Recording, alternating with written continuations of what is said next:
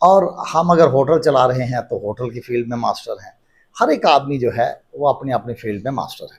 तो मैं समझता हूँ कि आप हमारा भविष्य हैं। और देखें, आज हम देख के हमें खुशी होती है कि जब हम शुरुआत की और एक झटके में 14-15 साल कैसे गुजर गए पता भी नहीं चला। और एक नई जनरेशन जिसमें रजत भाई भी हैं, जिसमें पुनीत भाई हैं, जितने सारे लोग हैं, वो एक पूरी आ गई जिन्होंने अब टेक ओवर किया है।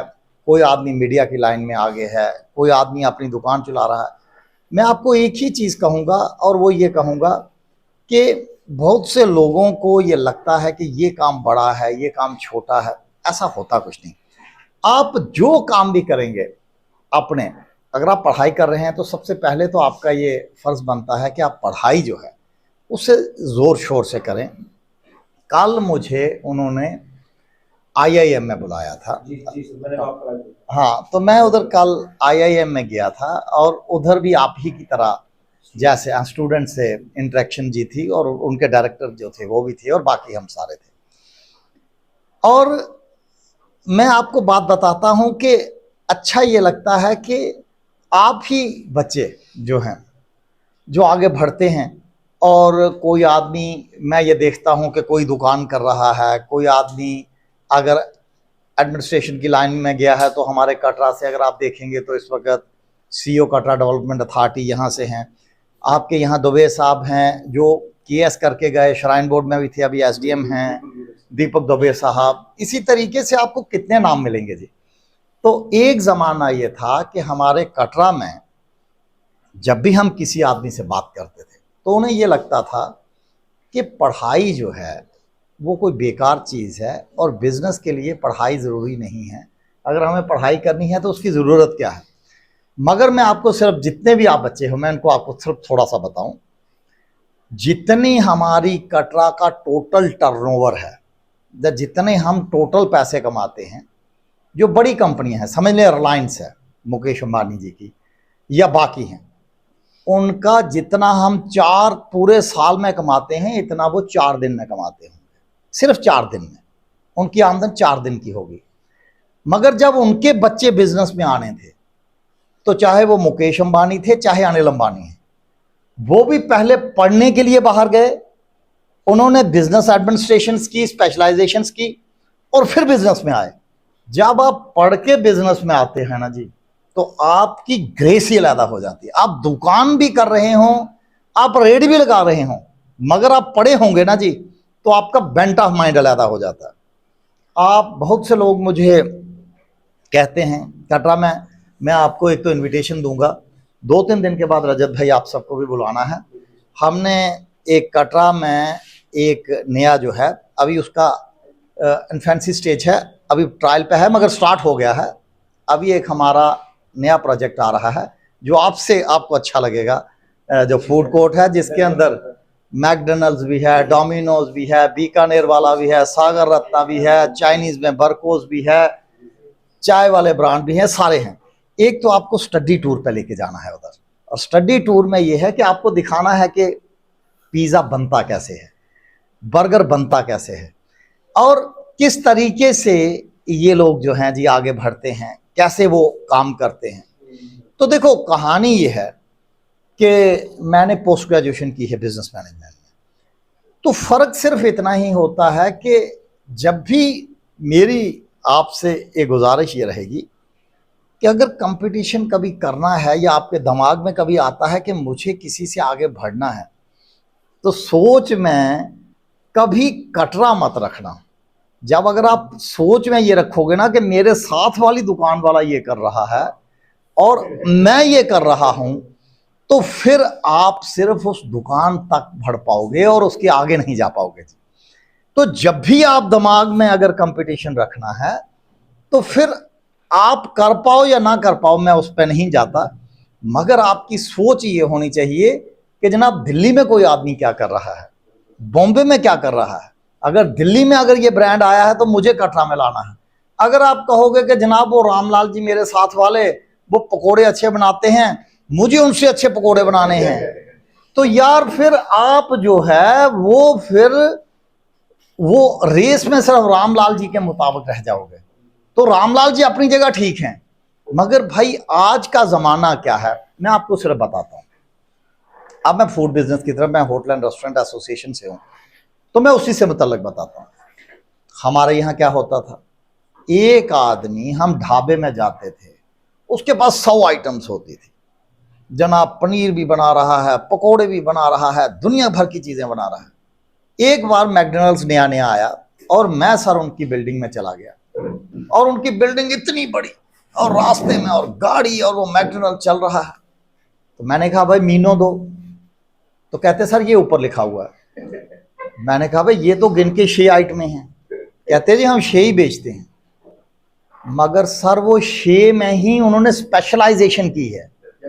मतलब जो है अगर वो बंद और बीच में टिक्की डालते हैं और वो देते हैं जो हम भी पहले बेचते थे, मगर वो उससे स्पेशलाइजेशन करके उसे ही इतना अच्छा बेचते हैं कि जो मैं 100 आइटमें की इकट्ठी लगा के बेचता था वो 5 आइटमों से इतना बिजनेस कर रहे हैं। तो आपको भी, आप जो भी करें, पकोड़े ही बेचने हैं तो उसमें भी स्पेशलाइजेशन लाए। फिर देखोगे यार अगर नंदनी में बेचते हैं वो, तो क्या यार हम नंदनी से भी कुछ इंप्रूव कर सकते हैं क्या, तो फिर आपको प्रॉफिट होगा। हमारी चीजें बहुत आगे जाती हैं जी। अब कलाड़ी ही है, आप सबको मजा आएगा कि अभी जो नया फूड कोर्ट आएगा, अभी 2-4 दिन में आपको भी बुलाना है, अब स्टार्ट हो गया है। और उसके फाइनल जो है, मैं 1 या 2 दिन में सिर्फ डोमिनोज रहता था, मैकडॉनल्ड्स चल पड़ा है, बीकानेर चल पड़ा है, सागर रत्ना चल पड़ा है, बर्को चल पड़ा है, सुपर चाय चल पड़ा है, मगर अभी डोमिनोज रहता है। वो कल स्टार्ट हो रहा है, तो कल या परसों जैसे ही वो स्टार्ट होगा तो सबको बुलाएंगे। तो अब हमने उधर कलाड़ी भी स्टार्ट की है। तो मज़ा तो ये है कि यार कलाड़ी ही बेचते हैं, तो उसे मुझे अच्छा लगता है कि जितेंद्र सिंह जी ने उसका उसे रजिस्टर करवाया और वो सब कुछ करवाया, तो अब उसका ही नाम जाएगा। नहीं तो बहुत सी चीज़ें हम अपने यहाँ बना रहे हैं, और अगर कोई ढंग से अगर बेच पाए, मैं आपको बात बताऊं, अब फूड बिजनेस से मैं बात कर रहा हूं, मैकडॉनल्ड जो है वो 6 आइटमें जो बेचता है, और उसकी पूरे वर्ल्ड में 35,000 आउटलेट हैं। कितने? 35,000। एक एक आउटलेट से अगर उन्हें अगर 5-5 हजार भी आता होगा अमेरिका में, तो आप जरब दो कहां गया काम। तो अगर हम कलाड़ी के बिजनेस को ही इस लेवल पे ले जाएं कि अमेरिका में हमारी ब्रांच खुली हो, हालांकि आप लोगों के सर के ऊपर से निकल रही होंगी बातें कि यार वजीर जी आ रहे हैं, फिलॉसफी मार रहे हैं, मगर यार आज पीड़ा के राजमा चावल हैं, ब्रांड बन गया है आज की डेट में। चाहे कोई लंदन से आए, चाहे अमेरिका से आए, श्रीनगर जा रहा होगा, वो घर से ही रोटी खा के नहीं जाता कि पीड़ा में राजमा चावल खाने हैं। और मैं कितनी बार उधमपुर गया हूंगा कलाड़ी खाने के लिए, ठीक है जी। तो इसी तरीके से हमें आगे बढ़ना है। तो ये तो एक फूड की बात आ गई। दुकान करो, कोई चीज करो, अगर दुकान पे भी आते हो, तो मेरी एक एग्जांपल है आपको कि वो हमारे यहाँ होता ये था कि जो बुजुर्ग लोग हैं, वो उन्हें लगता था और लगता है, और सही भी है, उनका तजर्बा बहुत अच्छा है, मगर कुछ एक बुजुर्गों को लगता था कि यार हम पूरा दिन अगर एक दुकान पे ही बैठे रहेंगे तो काम जो है फिर चलेगा। अगर वो खाना खाने भी जाते थे तो वो कहते थे कि अरे यार कि वो लड़के को बैठाओ, नहीं तो यार कि चोरी हो जाएगी। अब कुछ आपकी तरह तजर्बे वाले लोग आए, उन्होंने कहा यार एक ही दुकान पे पूरी उम्र बैठे रहेंगे तो फिर तो काम चलने वाला है नहीं, फिर तो रह जाएंगे एक ही दुकान पे। तो उन्होंने इस तरीके से उसकी स्टोर मैनेजमेंट किया और सॉफ्टवेयर ऐसे लगाए। आज की डेट में बेस्ट प्राइस है जम्मू में, आप बहुत से गए नहीं होंगे, मगर आपको उधर भी लेके जाना है। बेस्ट प्राइस जितनी सेल करता है, मुझे लगता है उतनी सेल हमारे कटरा के टोटल करियाना वाले नहीं करते होंगे। और कटरा तो मैंने कम कह दिया, पैंथर लगा लो, बाकी भी लगा लो, इतनी नहीं करते, सारे लगा के इतनी नहीं करते होंगे। और बड़े मजे की बात यह है कि उसका मालक पूरे साल में एक दिन नहीं आता। जो हम कि 5,000 दिन का सेल कर रहे हैं, हम जाना होता है कहीं तो हम कहते हैं अरे यार कि वो जागते ही सदे हो जरा कि पैन की चोरी हो जानी, और वो आदमी दिन की सेल कर रहा है 70 लाख, और वो बैठा हुआ है कि दिल्ली में अपने मजे से एसी में कभी सैरें कर रहा है। तो आपको भी मैकेनिज्म ऐसा बनाना पड़ेगा कि भैया जी आप कहीं पे भी हों, आपका काम चलता रहे। अब आते हैं पढ़ाई के ऊपर। देखो, आप लोगों के लिए बहुत सी फील्ड्स हैं, अभी आप आगे जा रहे हो, मगर मेरी आप सबसे गुजारिश है, अगर किसी ने, अब बहुत से लोगों को पता नहीं आप समझ पाओगे या नहीं समझ पाओगे, मगर अब आपकी तरीके से मैं आपको समझाता हूँ। आपकी लाइनें क्या हैं? 12th के बाद आप मेडिकल में जा सकते हो, आप इंजीनियरिंग में जा सकते हो, आप MBA के लिए IIM में जा सकते हो। अब ये जो मेन बड़ी लाइनें हैं, अगर आप ये सोचोगे कि 12th आपने की और उसके बाद मैं मेडिकल का पेपर दे दूंगा या इंजीनियरिंग का दे दूंगा, आप पास हो जाओगे इस एंट्रेंस में, भूल जाओ, एक भी पास नहीं होने वाला है। भैया जी जिसने मेडिकल देना है वो अपनी तैयारी 10वीं से साथ में उस एंट्रेंस की करना शुरू कर दो, तभी काम चलेगा। नहीं तो आप कहोगे कि जनाब कि मैं 12th पेपर दे दिए, अब के पर्चा हो गया जी, और कि अब मैं के जी के मेडिकल की तैयारी करता हूं, और 1.5 महीने में मेडिकल की तैयारी करके आप MBBS क्लियर कर लोगे, होने वाला है नहीं। पढ़ाई करते रहो साथ साथ, और सर एंट्रेंस की तैयारी करते रहो साथ साथ। मेरी इनसे ये कहेगा कि यार उसका भी कुछ करना, इनका मामला बनाना, जैसे आगे ये कि जितने लोगों को पढ़ा रहे हैं, अभी तो ये 6 से लेकर 12 तक पढ़ा रहे हैं, उसके आगे का भी यार कोचिंग शोचिंग का करो, हाँ उसका भी करो। अब मैं अपने ही बच्चे की एग्जांपल देता हूँ, उसने IIM में उसने क्वालिफाई कर लिया, अब वो IIM रोहतक में पढ़ रहा है, ठीक, मगर उसके लिए भी एक प्लानिंग तो करनी पड़ेगी ना जी। आज की डेट में आप कोई आदमी कहेगा कि यार लास्ट मोमेंट पे 1 महीना पहले तैयारी करके कोई IIM IIT में पहुंच जाएगा। अब इसके बाद आपका मैं और बताता हूं आगे, ये आ गया 12th तक का। आप बहुत से बच्चे अभी से मिशन बनाना शुरू करना पड़ेगा आप। अगर किसी ने सोचा मुझे मेडिकल में जाना है, इंजीनियरिंग में जाना है, या किसी और जगह BBA करना है, तो तब ठीक है। अब कुछ एक आदमी ये भी हो सकता है आप तैयारी करें ना निकले, तो ये first line of action, second line of action साथ साथ रखनी है। ये नहीं है कि जनाब कि वो हो गया अब क्या करें, खत्म ही हो गया ना, अबे मेडिकल खत्म होने दो ना।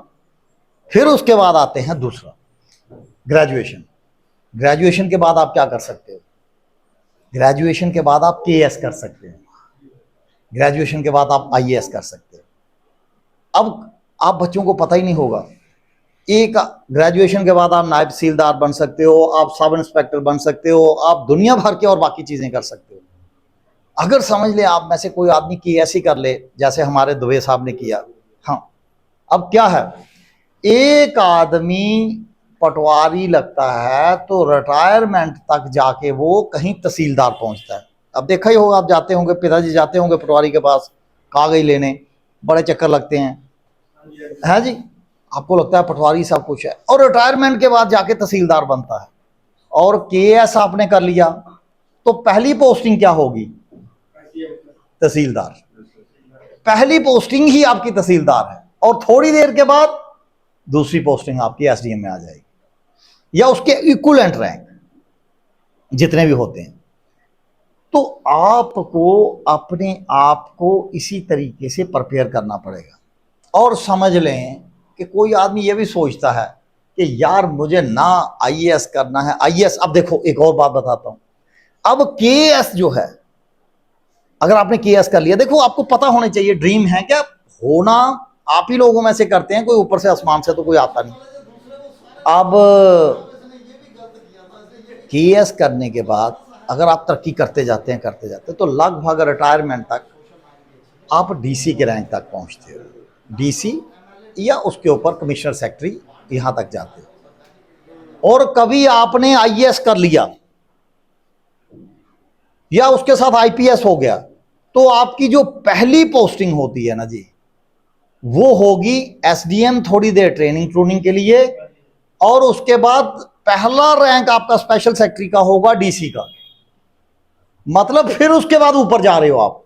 अब सोचो कहां जाते हो, एक बार मेहनत करनी है 4 साल। मेरे पिताजी कहते थे, उन्होंने कभी हमें पढ़ने के लिए नहीं कहा, उन्होंने सिर्फ एक ही बार हमें समझा दिया, उन्होंने कहा भैया जी आपके पास ऑप्शंस हैं, या तो 4 साल मजे कर लो, जब ये पढ़ने का टाइम है ना, इस वक्त मजे कर लो, घूमो फिरो, घर वाले भेजते हैं स्कूल, स्कूल से बंक करो, मूवी देखो, और कहीं होता है इधर जाओ, 4 साल मजे कर लो और पूरी उम्र मेहनत करते रहो। फिर चाहे मजदूरी करो, चाहे कुछ करो, पूरे आपके पास ऑप्शन खुले हैं, पूरी फील्ड खुली है, पूरी उम्र फिर मेहनत करते रहो। हर एक जगह आप मेहनत ही करोगे, नौकरी के लिए जाओगे वो कहेंगे जी जगह नहीं है, इधर जाओगे वो कहेंगे कहानी नहीं है, पूरी उम्र करो। और या दूसरा ऑप्शन है, ये 4-5 साल मेहनत कर लो। भैया जी 5 साल मेहनत कर ली आपने तो फिर सारी दुनिया आपके पीछे होगी, समझ लें। अब ये देखो कितना अच्छा छोटा सा बच्चू है, आप सोचो कि 5 साल 6 साल के बाद आप सीधे तहसीलदार बन गए।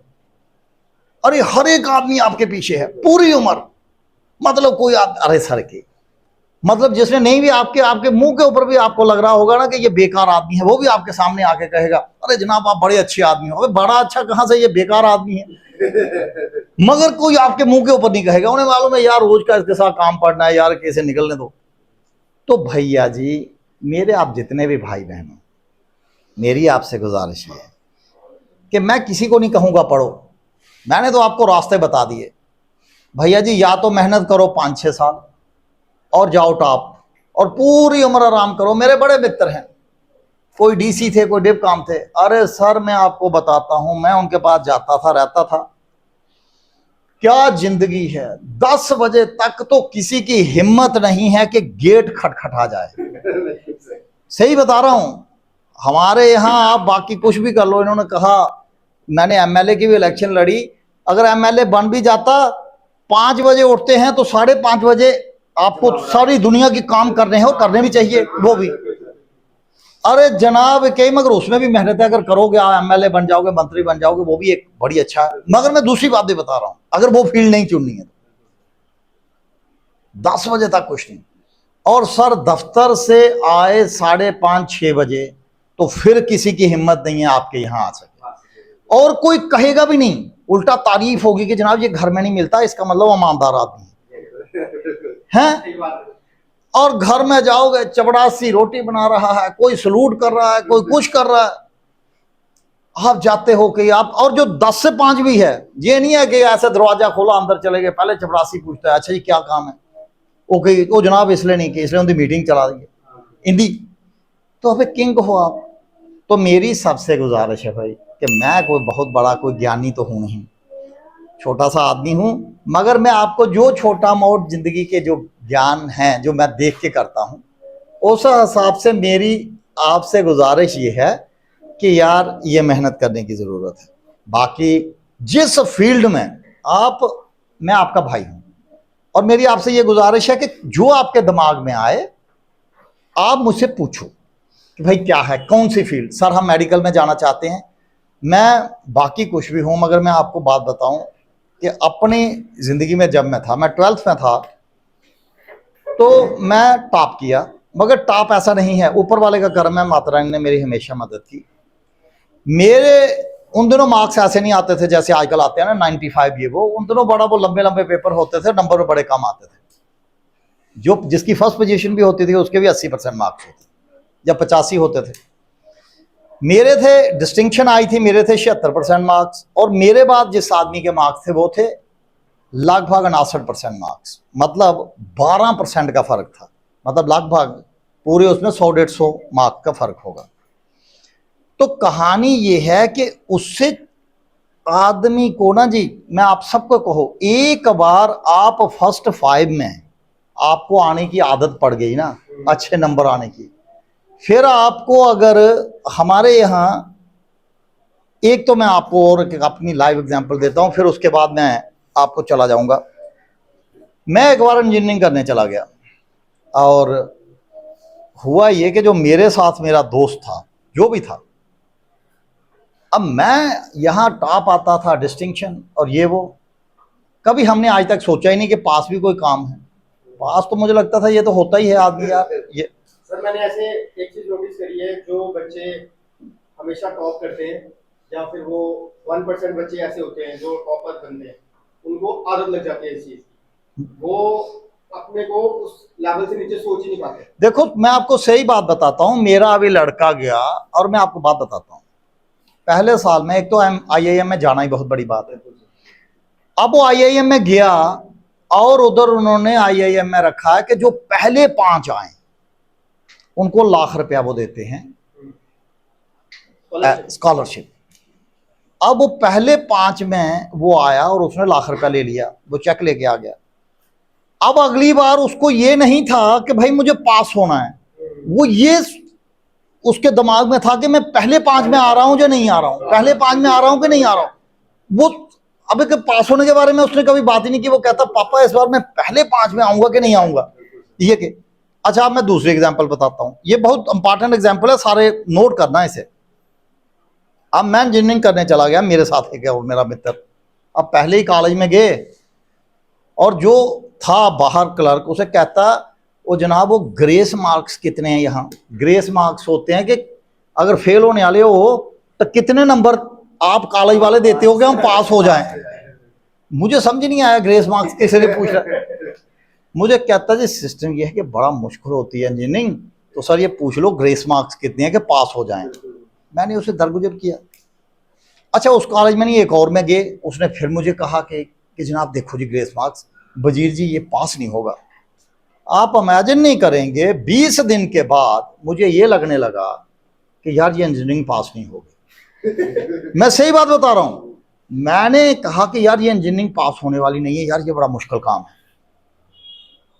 मैंने फिर कि जो भी हुआ उसे कि फिर परिस्थितियां रही, मैंने MBA किया, ये वो किया। तो मेरी आपसे गुजारिश है कि जो नेगेटिव आदमी है उसके साथ कम से कम बैठो। जो नेगेटिव आदमी है ना, जो आप कोई काम शुरू करने लगो कहो अरे सर ये तो फेल हो जाएगा, आप अगर कोई पढ़ने लगे कि पास, वो कहे अरे पास क्यों होना कि इस बार तो फेल हो जाना है, ये बड़ा मुश्किल है कि वो। एक बार मैं गया कि मेरा एक और मित्र था, बड़े बड़े अच्छे मित्र थे मेरे, एक और मेरा मित्र वो एक और मेरा मित्र, मैं वो भी बताता हूँ। हुआ ये कि वो पर्चा आया, पेपर आया, उसने पहले दिन नहीं कहा, आया ही पर्चा 3 मिनट में कहा अरे सर ये सारा आउट ऑफ सिलेबस है। वो टीचर कहते हैं तूने सिलेबस देखा हो कभी तो फिर तुझे पता चलेगा सिलेबस है। पूरी जिंदगी तूने सिलेबस देखा ही नहीं तो यार ये तो आउट ऑफ सिलेबस ही लगना है तुझे। तो कहानी ये है कि मेरी जो आप सबसे गुजारिश ये है कि जब आप, मेरी माता जी कहती थी कि भाई अगर आप जब शाम होने वाली हो ना और तब आप किसी सफ़र के लिए निकलो तो फिर तो यार रात पढ़नी है, और जब सुबह निकलोगे तो बात बन जाएगी। तो पढ़ाई कंटिन्यूटी में शुरू से शुरू करो यार, पर्चे बेशक के 1 साल के बाद हैं, शुरू से शुरुआत करो, ठीक है ना जी, ताकि उस वक्त तक आपका मामला बने। तो इसलिए मेरी आप सबसे गुजारिश ये है कि भाई जी एक मौका है ज़िंदगी का। मैं कहता हूँ 3-4 साल ऑप्शन नंबर 2 ही अपनाओ। जिसको ए अपनाना हो कि अभी 4 साल मौज करनी है, मुझे उससे भी कोई इतराज़ नहीं है, मगर ये है कि यार वो अपनाओगे तो पूरी उम्र यार फिर ठोकरें ही खानी है, उसमें फ़ायदा कोई नहीं। और एंड में जाने से पहले आपसे इंटरेक्शन करूँगा, मगर एक मुझे मालूम भी नहीं है कितना टाइम आपने रखा है, मगर एक आप सबसे गुजारिश है भाई, वो उसके ऊपर बड़ा गहराई से सोच करना।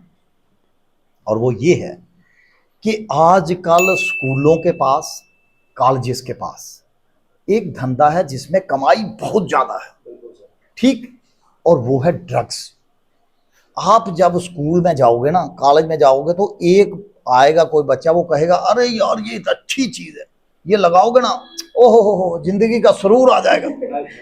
और तुझे क्या करना है यार, तुझे पैसे थोड़े देने हैं, ये मैं आपको सही बात बता रहा हूँ।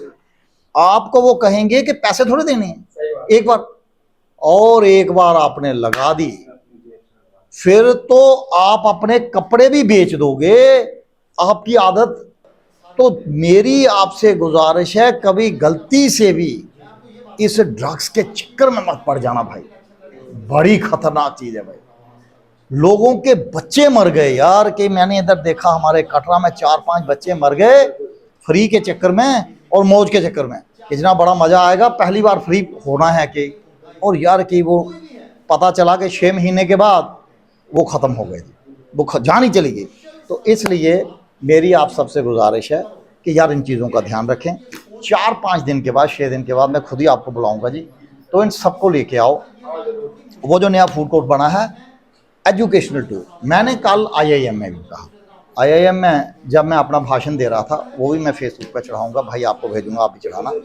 तो यार कि मैंने उधर एक ही चीज़ कही, मैंने उन्हें कहा कि यार आप अपने IIM वालों को भेजो उधर, दो चीज़ें डिस्कस की। मैंने कहा होटल्स में भेजो, देखें वो मैरियट देखें, अंदर से देखें। जब आप देखोगे ना तो आपके दिल में एक चाहत बनेगी कि यार ये भी एक अच्छी चीज़ है, यार ये भी हो सकता है। मैं आपको बात बताऊं कि इधर जितने हम कटरा में हैं, ये मैं आपको अंदर की बात बता रहा हूँ, ये किसी ने कोई तीर नहीं मारा हुआ कि कोई हमारे की इतनी कोई जायदादें थी कि इनिशिएटिव था। हम सारे कटरा के लोग मेहनती लोग हैं और माता रानी काम पे साथ हैं, माँ वैष्णो देवी आशीर्वाद करती हैं।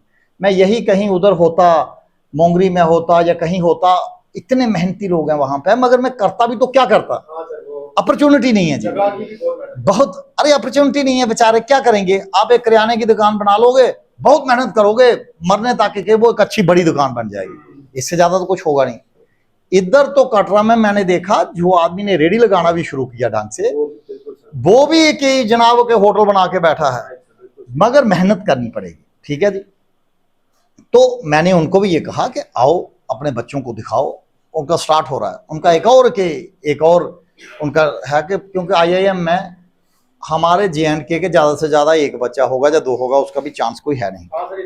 हाँ, क्योंकि इतना कंपटीशन होता है कि हमारे लोग देते भी हैं तो उसमें जा नहीं पाते।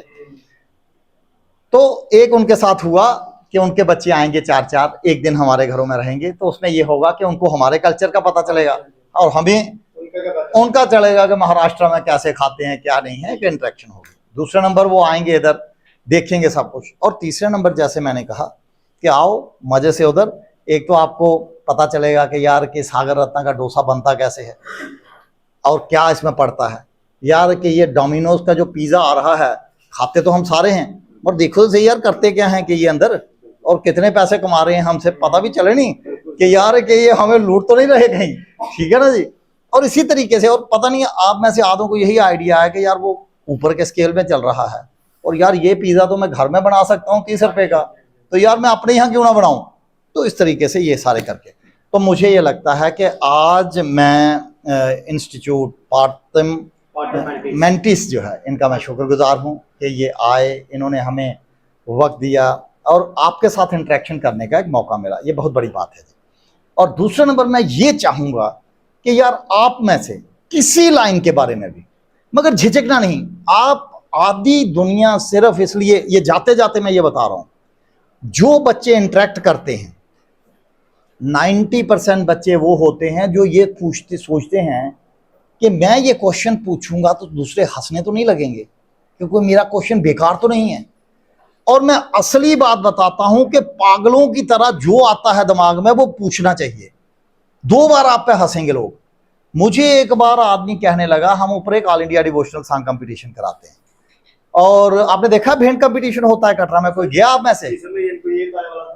कि हम सब भी जब नवरात्रि आते हैं तो एक्साइटमेंट रहती है, हम कहते हैं मम्मा हमने वहां जाना है, वो सॉन्ग कंपटीशन होता है, तो वो पूरा होस्ट जो है वजीर सर करते हैं। और ये कटरा के जैसे आप सब पिछली बार कह रहे थे ना, सबको होता है कि आप बिजनेसमैन बनेंगे, तो ये हमारे कटरा के नहीं, हमारे जम्मू कश्मीर के one of the best businessman है। और कोई भी ऐसा जो होता है ना, डीसी है, बिग बॉब है, तो जो तहसीलदार ऐसे भी तो थोड़ा छोटा हो गया, सारे इनको जानते हैं वजीर साहब को। और जो भी मीटिंग होती है हमारे जम्मू कश्मीर में, या हमारे अपने वो आने वाला है 15 अगस्त आएगी, कुछ भी आएगा, कोई भी मीटिंग होगी तो सबसे पहला इन्विटेशन जो है वजीर साहब को होगा। तो मुझे लगता है कि ये पार्टमेंटिस जो इंस्टीट्यूट है सर, ये अरे आपका ये सबसे पहले सर मुबारकबाद उनको आइए पुनीत सर और रेखा मैम को, जो इतना अच्छा इनिशिएटिव लिया है। ये हमारे कटरा में ऐसा होता नहीं था सर, आपको ही पता है। नहीं, तो इसके लिए सर क्या बोलेंगे? अरे देखो, एक तो पहले नंबर ये है कि आपने मेरे लिए बहुत अच्छा बोला, आपका शुक्रिया, धन्यवाद। बिल्कुल, जो उपलब्धियां हैं तो मुझे सबसे ज्यादा प्रॉब्लम वही होती है जब मुझे मेरी कोई तारीफ करने लगता है, तो यार आपका बड़ापन है, मगर तारीफ का जरा थोड़ा मुझे वो थोड़ी टेंशन है। और बाकी ये है कि यार ये पार्ट टाइम इंस्टीट्यूट जो है, एक तो मैं आपके माध्यम से ये भी कहूँगा कि यार जितने लोग हैं ये हमारे, देखो हमारे इंटीरियर एरियाज में भी लोग अब इनिशिएटिव ले रहे हैं, कितना अच्छा लग रहा है। ये पड़ताल एरिया में है और देखो कितना अच्छा इनिशिएटिव है, लोगों को पढ़ा रहे हैं, कितना अच्छा इंफ्रास्ट्रक्चर दिया हुआ है, तो इससे कोई अच्छी बात हो नहीं सकती। मैं बड़ी दुनिया को बताता हूं, देखो बिजनेस जो एक आदमी सिगरेट बना रहा है वो भी कर रहा है, और बिजनेस एक स्कूल वाला भी कर रहा है, और बिजनेस एक इंस्टीट्यूट वाला भी कर रहा है। पैसे वो भी कमा रहा है और पैसे ये भी कमा रहा है, मगर फर्क क्या है, आप समाज को कुछ दे रहे हैं और वो समाज में लोगों को कैंसर दे रहा है, सब कुछ कर रहा है।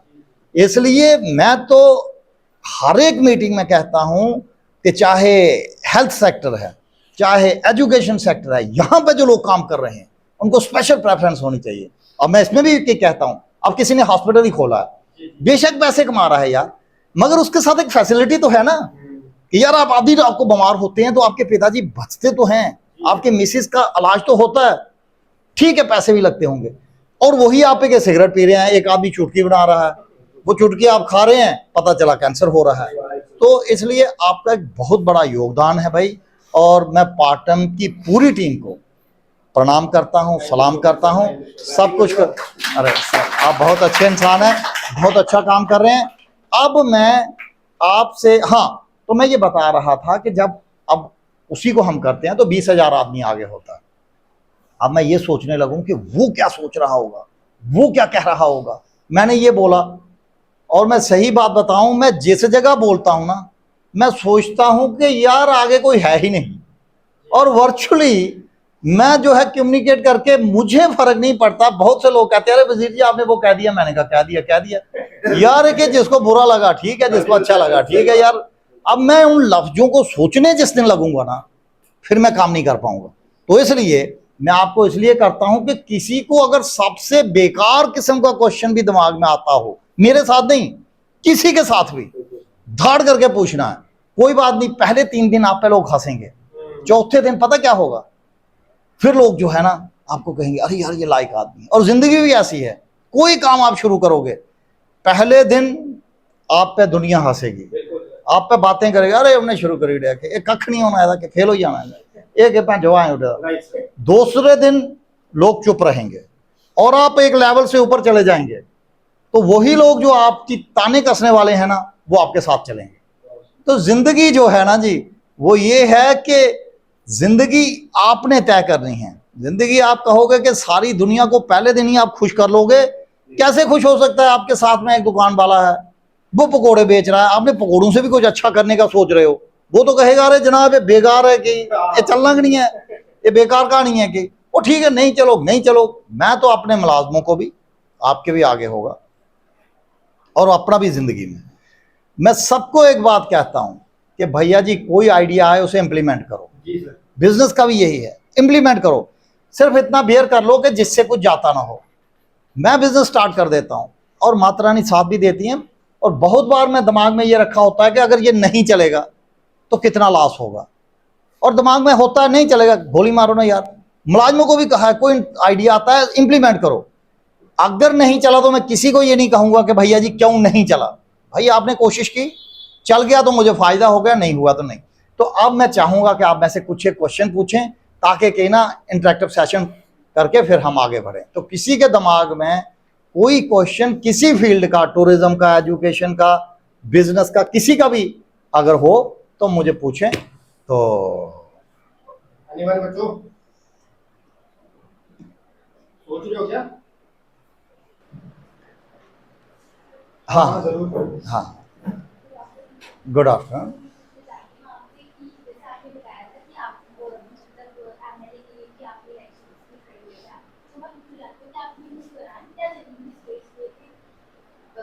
चैलेंजेस आए थे आपकी लाइफ में, या आपने क्या आइडिया आया था कि आपको इलेक्शन में भी एक बार खड़े होना चाहिए?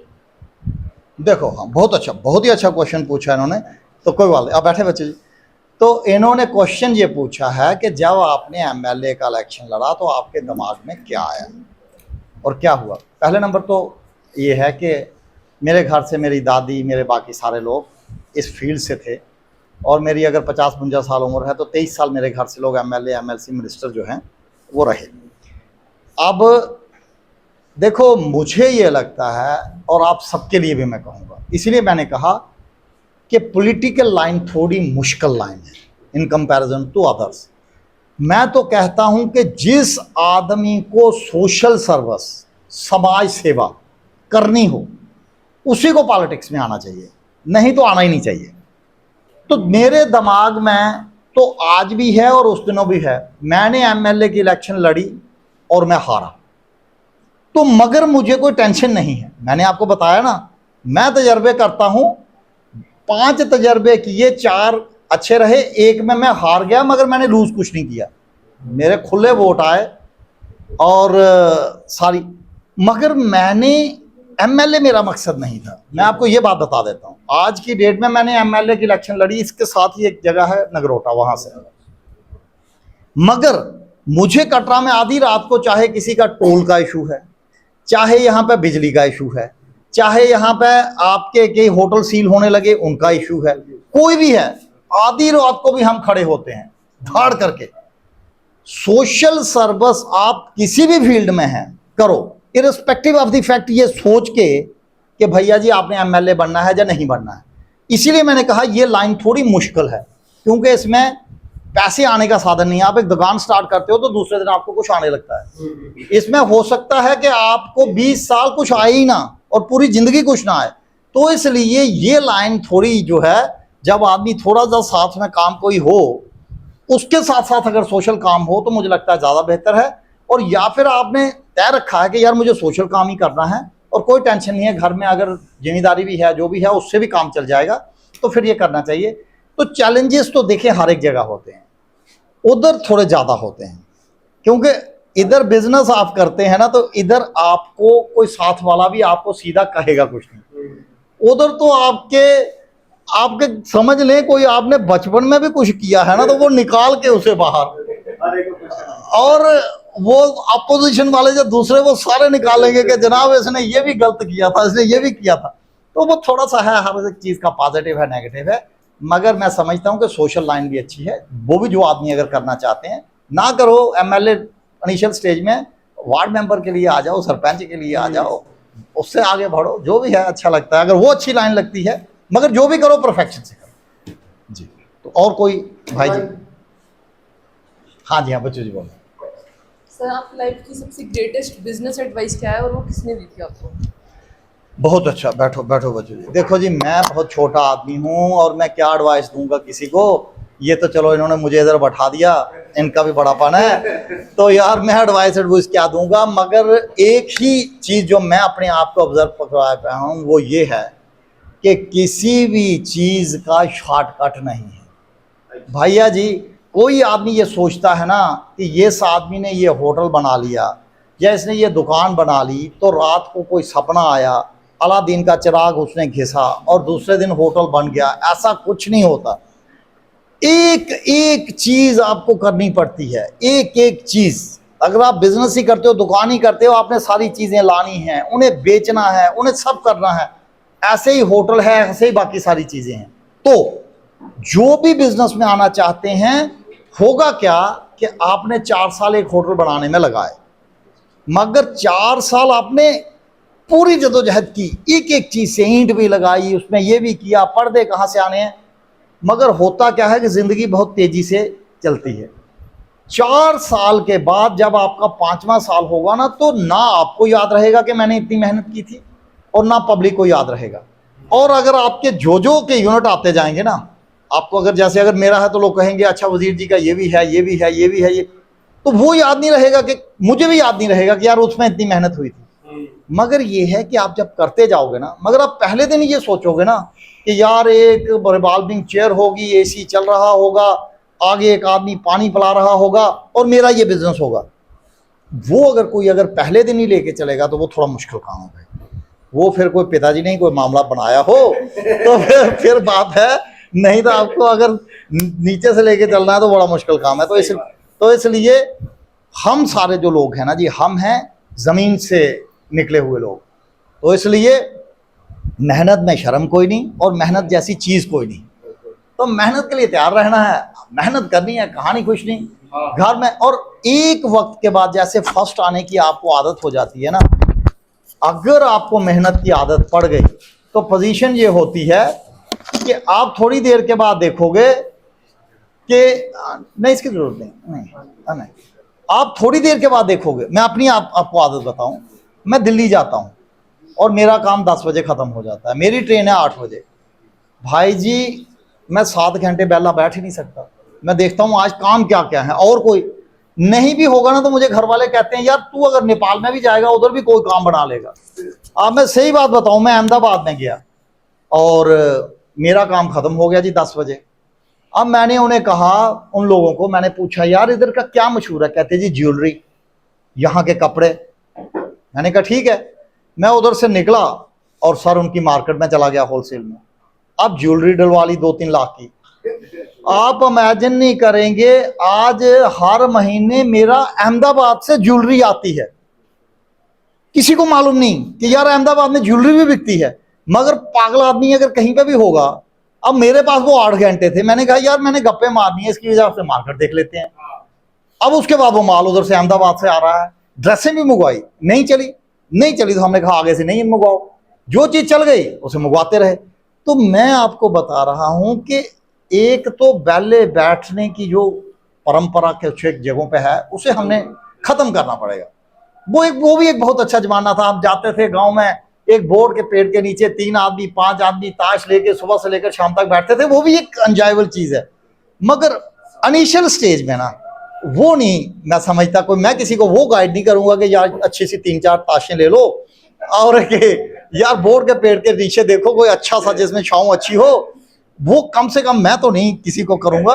मगर फिर भी अगर यार किसी को अच्छा लगे तो मैं भाई उसमें भी कोई बीच में आने वाला कल के लोग वही उनकी यूनियन कहे कि बजीर जी को ज्यादा कोई कि यार कोई समझदार बन रहे थे। भाई वो भी अच्छे लोग हैं, मगर यार आपने तो आगे बढ़ना है। जब हो जाएगा 50-60 के बाद तो बैठेंगे हम भी, फिर हम भी खेलेंगे। मगर अभी शुरू से ही आपने आगे बढ़ना है, पता चले ताश लेके बैठे हुए हैं उनके साथ, तो वो मामला चलेगा नहीं।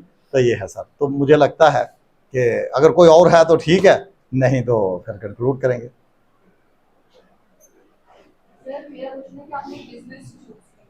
बिजनेस ही क्यों? हाँ, बहुत अच्छी बात, ये बहुत अच्छा क्वेश्चन है कि बिजनेस चूज क्यों किया। देखो आज की डेट में मैं हर एक आदमी को, फिर मैं इस बात को रिपीट कर रहा हूँ बार बार कि भाई जी मैं बहुत छोटा आदमी हूँ और मैं ये इंटरव्यू जो देख रहे होंगे घर में कहेंगे बजीर जी ऐसे ही अरे परे की मार रहे हैं यार, खुद ऐसे कुछ है नहीं।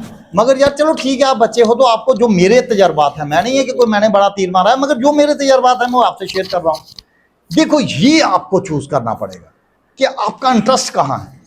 कुछ आदमियों का इंटरेस्ट होता है नौकरी, उन्हें लगता है कि यार ये तहसीलदार बड़ी अच्छी चीज़ है। कुछ आदमियों का इंटरेस्ट होता है ये बिजनेसमैन बड़ा अच्छा है यार, कि इसका होटल है, इसका ये है। कुछ एक आदमियों का इंटरेस्ट होता है इनोवेशन करना, उन्हें क्या होता है कि यार कि वो साइंटिस्ट बड़ा अच्छा आदमी था उसने ये। कुछ एक आदमियों का ये होता है, और बिजनेस में भी कुछ एक को लगता है कि यार ड्राई फ्रूट बड़ा अच्छा है। कुछ एक आदमियों को ये लगता है कि यार कि मैं ट्रांसपोर्ट के बिजनेस में जाऊं, उनका ट्रांसपोर्ट के साथ इंटरेस्ट होता है। तो ये आपको अपने दिल से पूछना है कि यार मुझे करना क्या है। बाद में तो परिस्थितियां कहाँ लेके जाती हैं वो आदमी को खुद भी पता नहीं होता, मगर फिर भी मेरा शुरू से इंटरेस्ट था।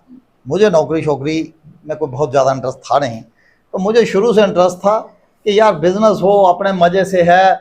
आज अगर मैं इधर आके बैठा हुआ हूँ तो कोई मुझे पूछने वाला नहीं है, और उधर मैं मेहनत जब ज़्यादा करता हूँ तब भी पूछने वाला नहीं है।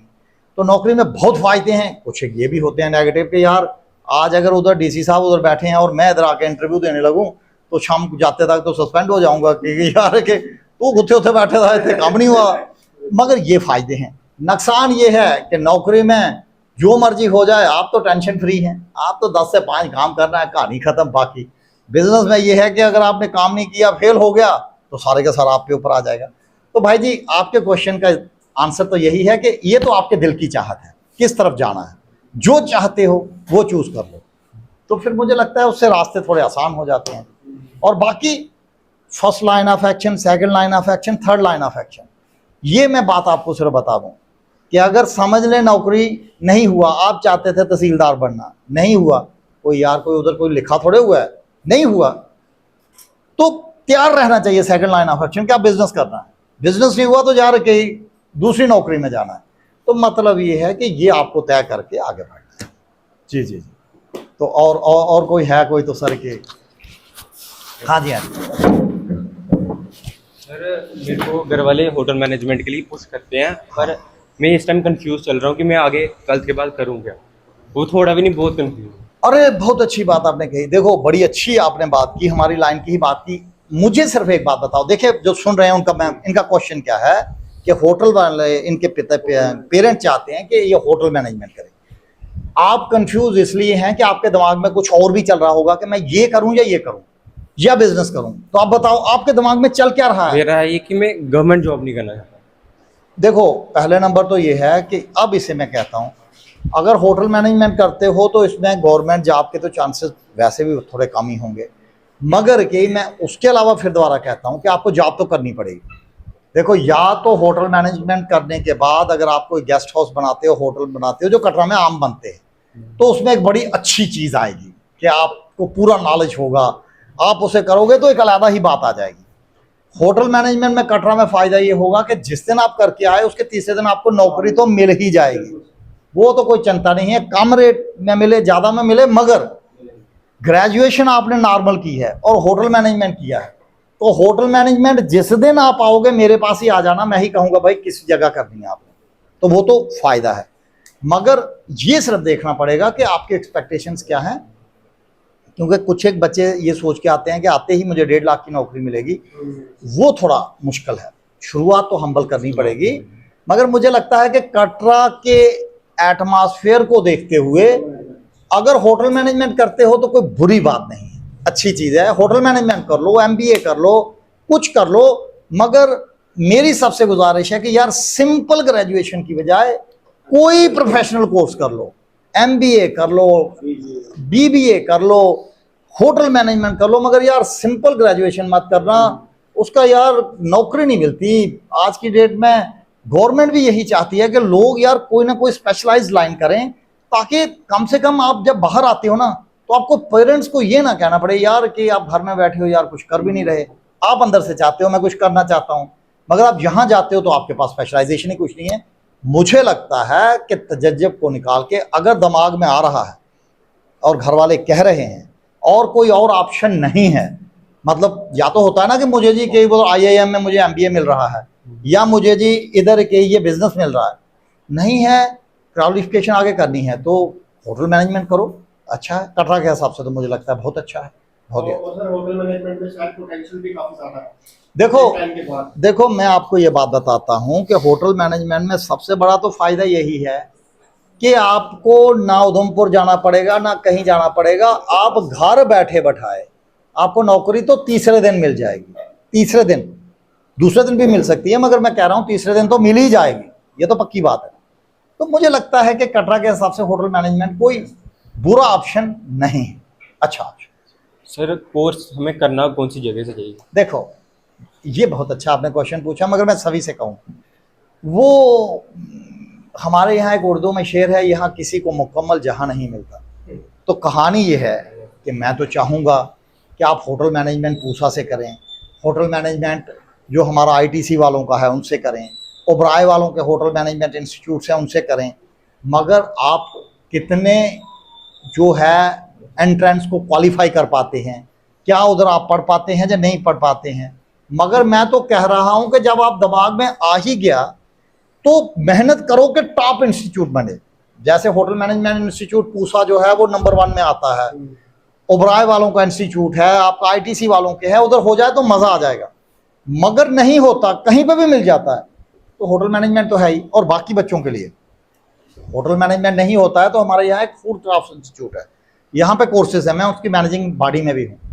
यहाँ 1 साल का कोर्स है, 1.5 साल का कोर्स है, 3 महीने का कोर्स है, अगर आप वो भी करके आ जाते हो ना तो नौकरी आपकी मिल जाती है जी। तो ये है। और होटल मैनेजमेंट टॉप की ट्राई करो, यहाँ मिलता है, वो मेरे लड़के ने ना जब एमबीए का किया ना, तो उसने लगभग 100 कॉलेजों में भर दिया था, और उसमें 2-3 तो लड़कियों के कॉलेज भी थे। मैंने कहा भाई इधर तो तुझे जाने ही किसी ने नहीं देना, तो वो उनको भी भर गया था।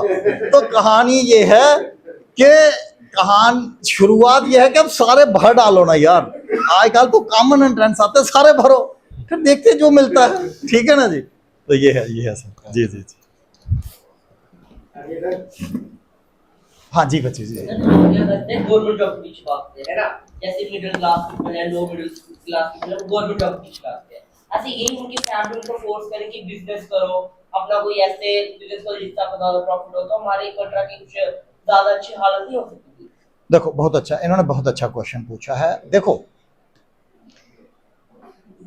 पेरेंट्स चाहते हैं, उनकी पहली चाहत ये होती है कि नौकरी हो जाए। वो इसलिए होती है कि यार अगर आपको नौकरी मिल गई, समझ लें वर्स्ट भी हो गया, अगर कुपवाड़ा में अगर किसी दफ्तर में आग भी लग जाती है ना, तो जो एम्प्लॉय होते हैं वो कहते हैं यार चलो अच्छा 3 दिन छुट्टी हो गई, और उनको टेंशन कोई होती नहीं, तो टेंशन फ्री जीजिए। मगर नौकरी है बड़ा मुश्किल काम। और कटरा के प्रीटेक्स में मैं कह रहा हूँ भैया जी, कटरा में जितना स्कोप आपके बिजनेस का है ना, मैंने ये कहा कि यहाँ पे जिस आदमी ने रेडी भी अच्छे तरीके से स्टार्ट की ना, आज वो भी महीने का ₹1,00,000 कमा रहा है। एक नहीं है, इधर 40 एग्जाम्पलें होंगे। और आप अगर नौकरी देखो, नौकरी एक फार्म निकलता है तो सर 15,000 तो उसमें फार्म भरे होते हैं। श्राइन बोर्ड का अभी के निकले फार्म सफाई कर्मचारी के, अरे मारधाड़ पड़ी हुई थी, मुझे लगा स्टैंपेड ना हो जाएगी, हुआ नहीं जी स्टेडियम में। ये जो स्टेटस में हो गया हाँ। सर, मैंने एक चीज नोटिस करी कि इतनी एमबीए के बच्चे वो भी उसमें भी वो सफाई कर्मचारी वाले फॉर्म भरे। अरे सर मैं इसीलिए कह रहा हूं, तो मेरी सारे लोगों से गुजारिश है, और चूंकि आप कटरा से ज्यादा हो और मेरे प्रोग्राम को रजत भाई के माध्यम से जो है कटरा में लोगों को ज्यादा देखा है, तो इसलिए मैं सभी से कहूंगा कि भैया जी यार कटरा के लोग तो कम से कम नौकरी के पीछे मत भागो, छोटा काम करो, बड़ा करो यार, कटरा में इतना पोटेंशियल है। हाँ, और फिर जब अगर कोई नौकरी मिलती है तो अच्छी नौकरी मिले। अब सफाई कर्मचारियों की उसमें लाइन में बहुत अच्छा है वो, आप समाज का एक बहुत बड़ा काम कर रहे हैं वो, और मैं उन्हें सैल्यूट करता हूँ।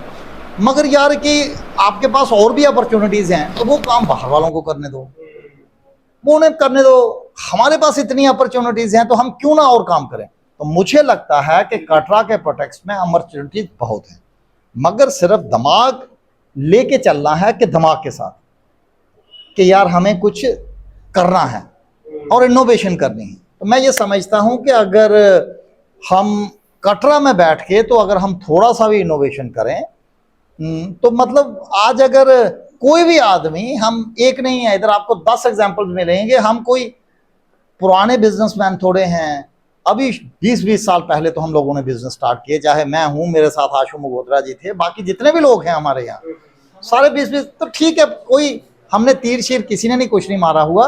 मगर ये है कि यार मुझे लगता है कि जरूर 400 आदमियों को तो नौकरी दी है, 500 आदमियों को नौकरी दी हुई है।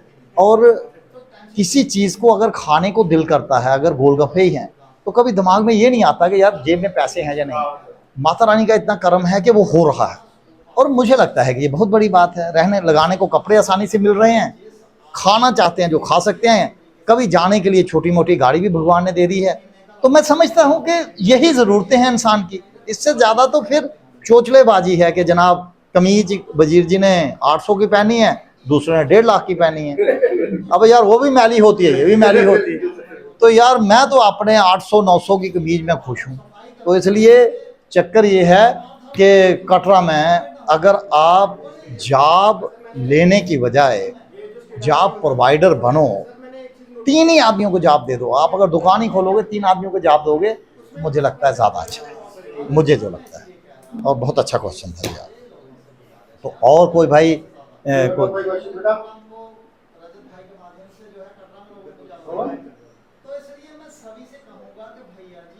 तो मुझे मेरे क्वेश्चन सर आप एक पहला क्वेश्चन है कि सबसे बड़ी स्टेज हमारे कटरा में जो सॉन्ग कॉम्पिटिशन का लगाते हैं, हर कोई यहाँ पे आता है, चीफ गेस्ट भी मुझे लगता है कि मना करना चाहते हैं जैसे। सर ये आप कैसे इसके साथ जुड़े कि लाइव चलता है वो MH1 पे और आप उसे पोस्ट करते हैं, और ये कैसे शुरुआत की आपने? और दूसरा ये है कि sir one of the best जो आप बिजनेसमैन तो है ही हैं, ये इसमें कोई शक नहीं है। कटरा में मुझे लगता है सबसे टॉप 5 में से आप एक है। जय हो। और सर हर मीटिंग में आप होते हैं, चाहे जम्मू में चैम्बर की मीटिंग होती है, कटरा में होती है, कश्मीर में होती है, और ऐसा कोई भी जो है ऑफिसर नहीं है जो राकेश वजीर को नहीं जानता है, और कोई भी मिनिस्टर, ये हमारे जम्मू कश्मीर के नहीं पूरे इंडिया के, कोई राकेश वजीर को जानता नहीं है। तो उन्हें जब आप मीटिंग में बैठते हैं, इतने बड़े बड़े ऑफिसर होते हैं, तो कैसे फेस करते हैं? देखो, एक तो पहले नंबर आपका क्वेश्चन पहला था कि हम ये भेंट कंपटीशन से कैसे जुड़े। बिल्कुल। देखो, मैं आपको सबको बताऊं, एक बात मैं बताऊंगा, और हो सकता है ये मेरा अकीदा हो, मगर माँ वैष्णो देवी में शक्ति बहुत है। बिल्कुल सर, बिल्कुल। और कोई काम आप माँ वैष्णो देवी को ध्यान में रख के करो ना। मैं आपको बताऊं कि ये भेंट कंपटीशन, मैं तो शुरू से ही मुझे कीड़ा था स्टेज पे, कोई कुछ है, मैं स्टूडेंट यूनियन का प्रेसिडेंट था, ये वो तो था। बिल्कुल। मेरे एक दोस्त थे परवेज दीवान साहब, और उन्होंने इसको स्टार्ट किया, और पहले जब स्टार्ट किया हम, उनका आइडिया था कि पूरे इंडिया से लोग आए ये वो, और चौथे दिन या 5वें दिन जब ये पहुंचा तो डायरेक्टर टूरिज्म और सब ने कहा कि ये एक बेकार आइडिया है, कोई इसमें आने वाला नहीं है, सर इसे बंद कर देना चाहिए। तो उन्होंने मुझे फ़ोन किया, हम दोनों मित्र थे, उन्होंने कहा जी सबकी राय है कि इसे बंद कर देना चाहिए, तो राकेश आप क्या कहते हो? तो मैंने कहा कि सर इसे बंद तो नहीं करेंगे, माता का काम है और इसे आगे चलना चाहिए। और मैंने इसको भेंट कंपटीशन नहीं, इसे माता की भक्ति समझ के, जी बिल्कुल, मैंने आज से 25 साल पहले कि ये माता की भक्ति करेंगे, और आप कभी देखोगे मैं उधर चप्पल लगा के ऊपर नहीं जाता, होते हैं, बिल्कुल बिल्कुल, माथा टेकता हूँ, बिल्कुल। 9 दिन कोई काम नहीं करते, बिल्कुल। और सब कुछ है। तो मैं उसे स्टार्ट कर दिया, और बस ये था कि माँ वैष्णो देवी ये आपका प्रोग्राम है, आप जिससे देखो जैसे करना है। और ये भी एक मैं आपने सारे एग्जांपल्स देता हूँ। जब पहले दिन गए तो सॉन्ग एंड ड्रामा डिवीजन के आए थे दिल्ली से, तो वो आए और उन्होंने उसका जो इनॉग्रेशन की, तो 25 आदमी आगे थे। अब मैंने कहा यार 25 तो टोटल हैं, उसमें से 13 तो हमारे अपने ही थे जो ऑर्गेनाइजर थे, मतलब 10-12 और थे। तो मैंने क्या कहा, मैंने फिर उनको बताया, और ये मैं बच्चों को भी बता रहा हूँ। मैंने अपने भाषण में कहा कि सर गांधी जी को साउथ अफ्रीका में वो फर्स्ट AC में गए, और उन्होंने कहा जी आप नहीं बैठ सकते, काले लोग फर्स्ट AC में आप नहीं बैठ सकते बाई रूल। उन्होंने कहा मैंने टिकट ली है, कहते टिकट की ऐसी की तैसी, आप बैठ ही नहीं सकते। उन्होंने बहस की, उन्होंने उठाया सामान बाहर, वो पतले से आदमी थे, और धक्का मार के उन्हें बाहर निकाल दिया। गांधी जी ने दूसरे दिन अखबारों में कॉल दी कि सारे काले और इंडियंस इकट्ठे हो जाओ उस पार्क में, हम इसका प्रोटेस्ट करेंगे। जब दूसरे दिन पार्क में गए तो गांधी जी और उनका मित्र, और एक साइड पे 3 औरतें। तो उनका मित्र कहता है कि तुम्हारी कॉल पे वो 3 औरतें आई हैं। तो गांधी जी ने कहा वो मेरी कॉल पे नहीं आई, उनको मेरी बीवी ले आई है। तो मतलब कोई भी नहीं आया था। बिल्कुल। मगर गांधी जी की दृढ़ता थी, उन्होंने वो कानून लिया, उसे आग लगाने लगे, डंडे मारे उन्होंने, ये बेहोश हो गए। फिर आग लगाने लगे, फिर उन्होंने मारा, और आप जैसे पत्रकार तो थे ही। बिल्कुल। दूसरे दिन सारे अखबारों में आ गया कि जनाब की एक पतला सा आदमी इस कानून के विरोध में उसने ये किया, और उसे बड़ी मार पड़ी। 15 दिन के बाद जब गांधी जी ठीक हुए, उन्होंने फिर कॉल दी, और उस हॉल के अंदर पांव रखने की जगह नहीं। मर गया। तो कहानी ये है कि सर वहां यहाँ 15 आदमी थे, 25 टोटल थे, 15 हम ऑर्गेनाइजर थे। आज योग आश्रम के परिसर में उधर जगह नहीं होती, और सब। तो ये जो है ना जी, जब आप किसी काम को ये सोच के करते हो ना कि मुझे करना है ऐसी की तैसी, काम छोटा है बड़ा है, 2 आदमी आगे हैं, अगर उधर 15 आदमी भी अगर 5 साल रहते ना राकेश वजीर, तब भी लगा रहता। क्या बात है सर। तो इसलिए भाई जी, ये अब आगे आपके दूसरे क्वेश्चन का जवाब। दूसरा क्वेश्चन ये है रजत भाई कि जब भी आपके दिल में सोशल सर्विस का जज्बा होगा ना, बिल्कुल, तो फिर पब्लिक आपके साथ होगी, फिर सारी एडमिनिस्ट्रेशन को आपके साथ होने की जरूरत नहीं है, वो खुद होगी। सिर्फ आपके दिल में, देखो हमारे दिल में तो कोई मुद्दा आता है हम उसे लेके चल पड़ते हैं। टोल का ही मुद्दा आया, बिल्कुल सही बात, और उसे हम लेके चल पड़े, कहानी खत्म। 1 दिन 2 दिन, और एक दिन मैंने शेर बोला कि चौथे दिन एक मीडिया वाले ने मुझे कहा कि जनाब ये हो जाएगा, तो मैंने एक शेर बोला, मेरी हिम्मत अभी झुकी नहीं, मेरे शौक अब भी बुलंद हैं, मुझे हार जीत से क्या गरज, मेरी जंग थी मैं लड़ा किया। हम तो जंग लड़ते हैं, तो हम एक इशू लेते हैं और जंग लड़ते हैं, और कोई मुद्दा होता है जब हम होता है ना तो उसे जंग की तरह हम शुरू हो जाते हैं कि ऐसे की तैसे हो ना हो, हमने तो जंग लड़नी है। तो मुझे ये लगता है कि सर कोई भी आदमी अगर ठीक मुद्दे लेके सोशल, और अगर वो चल पड़ता है ना, तो पब्लिक आपके साथ आती है और बाकी सारे हो जाते हैं, और बाकी आप सारे लोगों का प्यार मिलता है भाई, ये सबसे बड़ी बात है, यही है। तो मुझे लगता है कि अगर आपको कुछ कहना है सर, सर ये जितना टाइम आपने हमें दिया, इसमें से आपके कितने काम छूटे सर? नहीं, आपका बड़ापन है, आप इतनी इज्जत देते हैं, मान देते हैं, इसके लिए मैं अगर जान भी दे पाऊं तो कम है। हालांकि बहुत से लोग जो देख रहे होंगे कह रहे होंगे कि यार फिलॉसफियां मार के चला गया, मगर नहीं सर, सबको पता है। मगर ये है कि मेरे ये छोटे बच्चों हैं, मेरे भाई हैं, मेरे बहन हैं, आपको देखो, आपको ऐसे दिखता है ये, मगर मेरी नेचर ये है कि कोई आदमी मुझे आधी रात को भी फोन करेगा ना, और भाई जी कोई किसी का मुद्दा होगा, और अगर आप कहोगे कि मैं आपके साथ नहीं हूंगा तो आप मुझे कह देना, कोई गाइडेंस लेने के लिए कोई कुछ नहीं।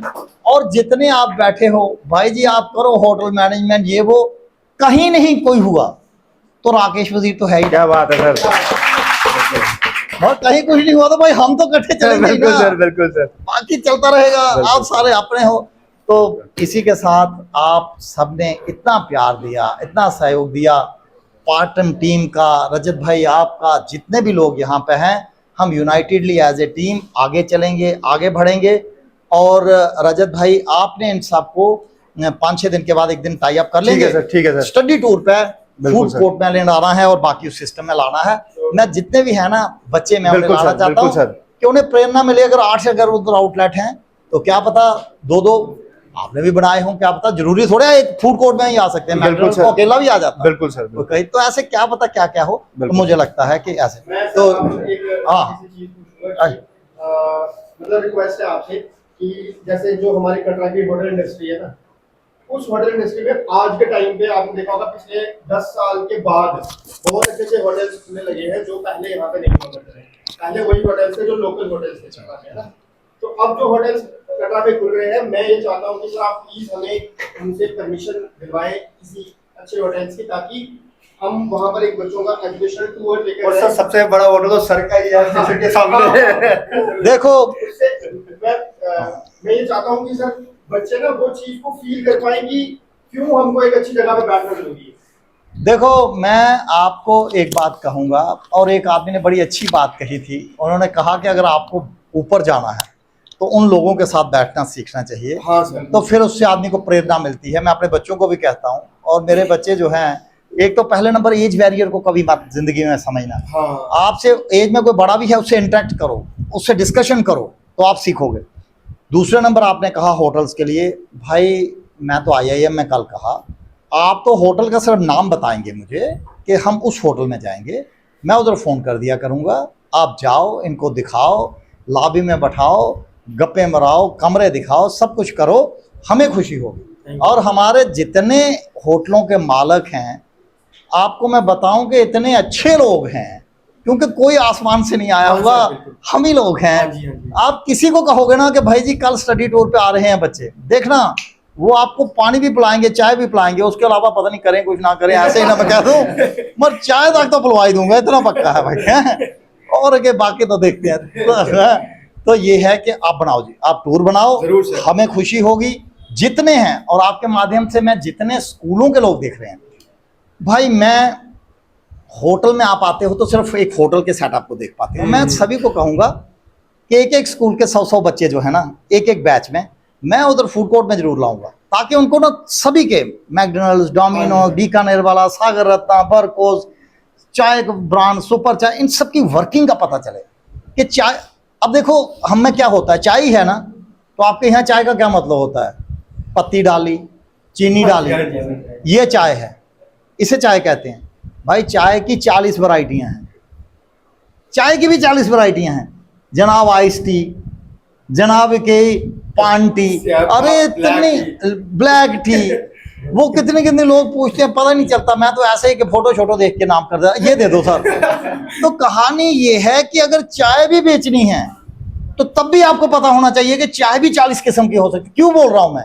अबे ढोडा ही बेचना है, बेचो ना ढोडा, लोकल स्पेशलिटी। हाँ सर। ढोडा, अबे फिर ढोडे के साथ बनाओ ना 15 और आइटमें। हाँ। जनाब तला हुआ ढोडा, जनाब के साग ढोडा, जनाब मीट, चलो न होते हैं, हमारे यहाँ नहीं चलता, वो उधर बाहर राजमा ढोडा।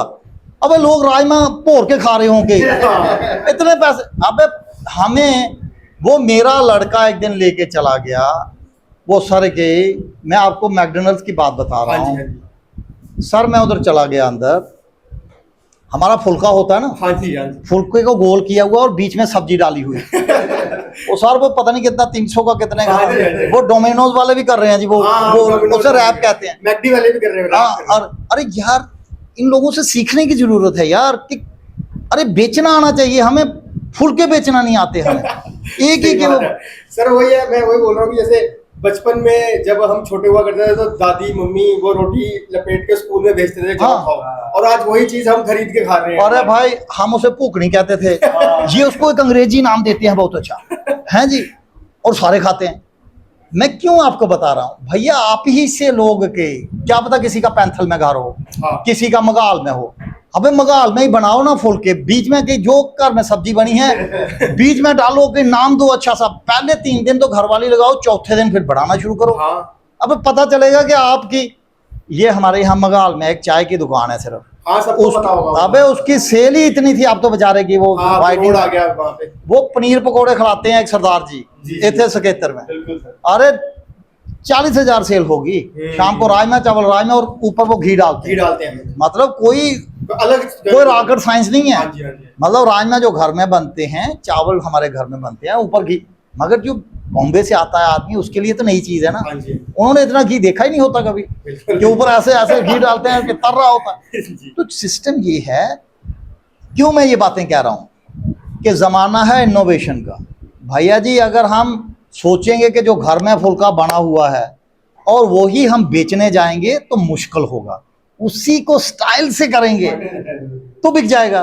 इतनी कहानी है। वो बैर हमारे यहाँ होते हैं नहीं बिकते, वही बैर हम थोड़ा सा के उसे रेडी वाला चमका के उसे के बेचता है, बिक जाते हैं। तो मतलब कहानी ये है कि बेचने में, क्यों आपसे कह रहा हूं, आप हमारा भविष्य हो भाई।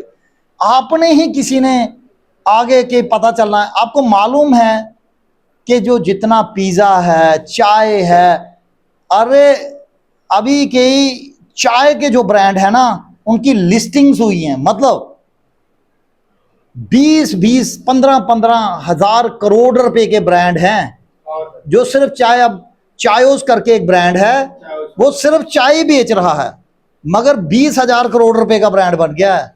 मतलब उसके आउटलेट पूरे नहीं होंगे तो 400 होंगे इंडिया। एक पूरा डॉली चाय होगा। और डॉली चाय, उनकी भी अरे मेरे यहाँ मैं उधर जाता था जी कनाट प्लेस में, वो मीट बड़ा अच्छा बेचता था, उसकी लाइन लगती थी, काके का ढाबा, ठीक है जी, कनाट प्लेस में। अगर उसने फ्रेंचाइज देना शुरू कर दी।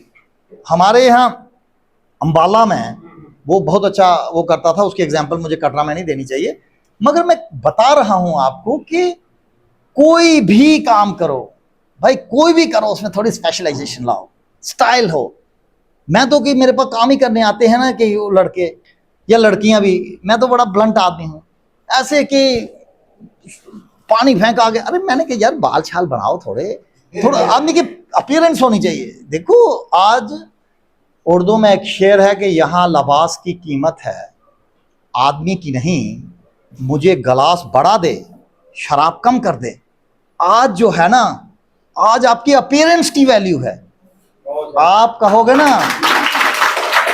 कि कैसे आप अपीयर होते हो, उसकी वैल्यू है। बहुत अच्छा आदमी होगा, हमारी लड़की इधर होती है कोई पूछता नहीं, उधर जाती है बाल शाल बनाती है, मॉडलिंग करती है, उसे फिल्म का 1-2 करोड़ रुपया मिलता है, 5-5 करोड़ रुपया मिलता है। तो मतलब हमें तो अपने आप को उस तरीके से तो बनना तो पड़ेगा ना भाई, अपने आप को प्रेजेंट करना आना चाहिए। और ये जिंदगी है, चाहे शादी है, चाहे मुन्नन है, चाहे फंक्शन है, चाहे इंडस्ट्री है, चाहे मीटिंग है, कुछ है, अपने आप को, चाहे आपका प्रोडक्ट है चाहे अपने आप हो, आपको अपने आप को सेल करना आना चाहिए। राकेश वजीर को पता होना चाहिए कि मुझे सेल कैसे करना चाहिए। आज आपने मुझे बुलाया, मैं ही अगर सोचो इस बात को, गंदे कपड़े पहन के आ जाता, ऐसे के चिप्पड़ लगे होते, 5 मिनट आपको भी लगता है कि यार कि क्या जरा कि सदीदा उड़ रहा है कि यार नहीं, मैं बात कर रहा हूँ। हाँ सर, वो बिल्कुल आप सही है। देखो, आपको रोल मॉडल के लिए थोड़ा सा तो करना पड़ेगा ना जी। तो इसलिए मेरी आप सबसे गुजारिश ये है कि जो मर्जी करो मगर स्टाइल से करो, पढ़ो तो स्टाइल से, हर एक चीज़ में कुछ भी करो। हमारे यहाँ सर लोकल प्रोडक्ट इतने बिक रहे हैं। राजस्थान में एक वो है चौकी धानी है, उसका दिन की सेल होगी 5 लाख रुपया, 5 लाख रुपये पर डे। वो कोई कुछ नहीं देता, सिर्फ राजस्थान की लोकल चीज़ें देता है, थाली में सिर्फ राजस्थान की लोकल। तो आप अगर चाह रहे, हमारे यहाँ भी हुआ, शिवखोड़ी के रास्ते में औरतों ने शुरू किया, अच्छा खासा काम कर रही हैं जी। तो हमें भी चलना है और आगे बढ़ना है और अपने आप को ना जी इनोवेट करना है। मेरी आपसे गुजारिश है, पढ़ाई करते रहो, सोचते रहो।